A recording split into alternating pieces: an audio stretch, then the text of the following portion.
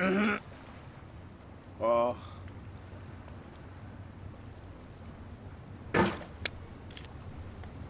There's no feeling more intense than starting over.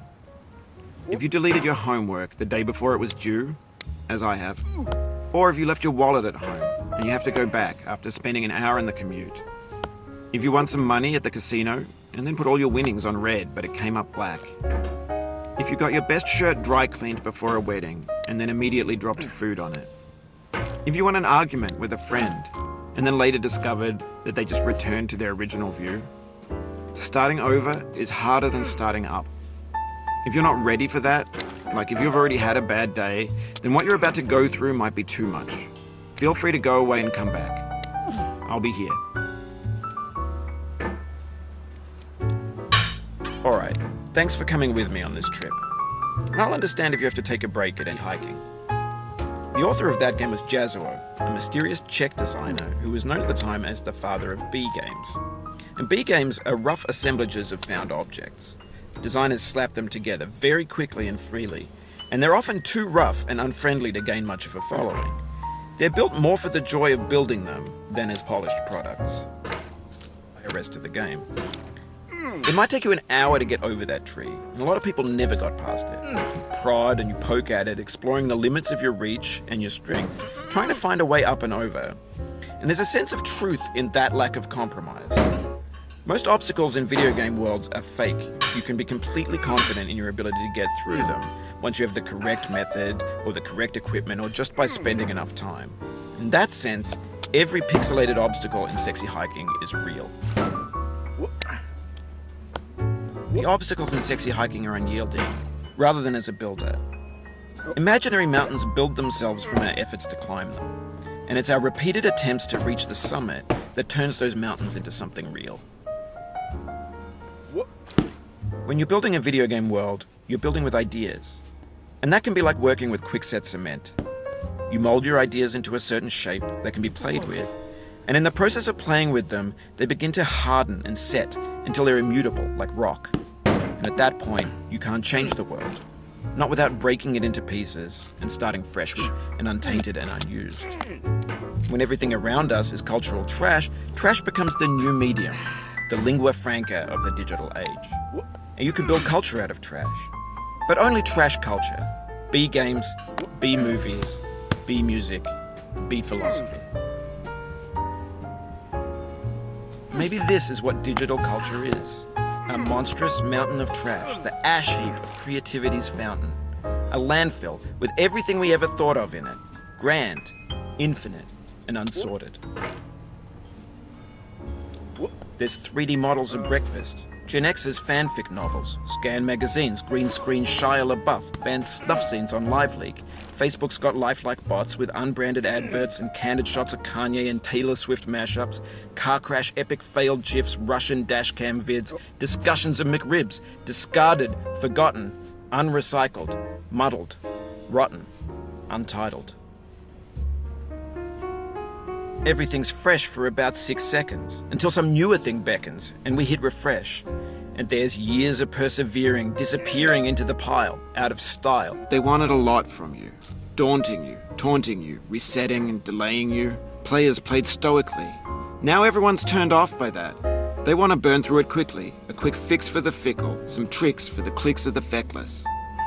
But that's not you, you're an acrobat. You could swallow a baseball bat. Now I know, most likely you're watching this on YouTube or Twitch, while some dude with 10 million views does it for you, like a baby bird being fed chewed up food. That's culture too. But on the off chance that you're playing this, what I'm saying is, trash is disposable, but maybe it doesn't have to be approachable. What's the feeling like? Are you stressed? I guess you don't hate it if you got this far, feeling frustrated. It's underrated. An orange is sweet, juicy fruit locked inside a bitter peel.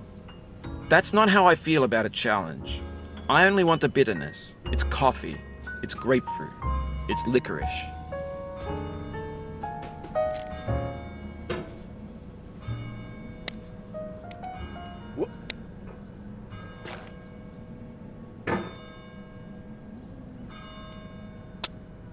What?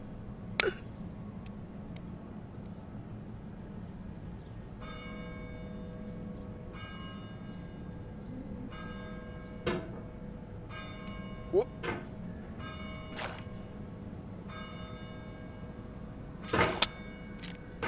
It feels like we're closer now. Composer and climber, designer and user. You could have refused, but you didn't. There was something in you that was hidden, that chose to continue.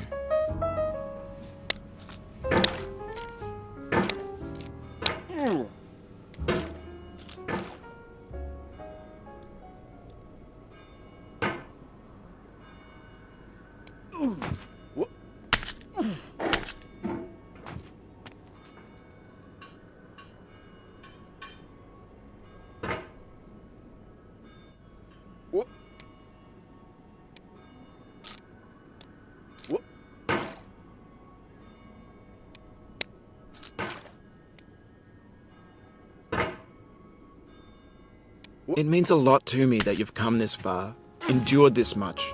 Every wisecrack, every insensitivity, every setback you've forgiven me is a kingly gift that you've given me.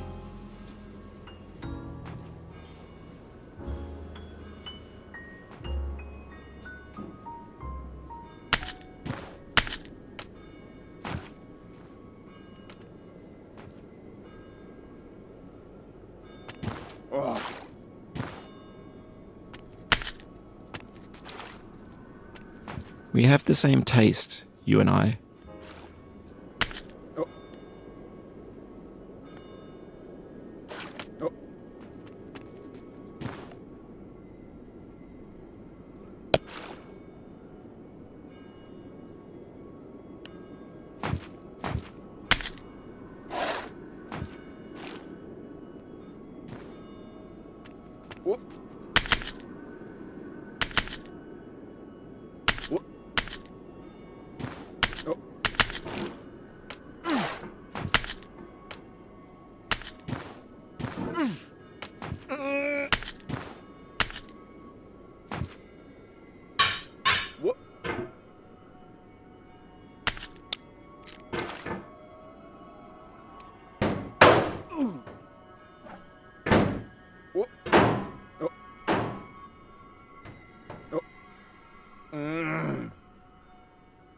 I dedicate this game to you, the one who came this far.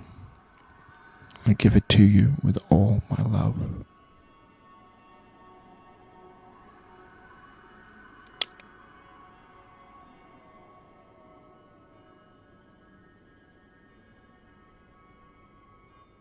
What?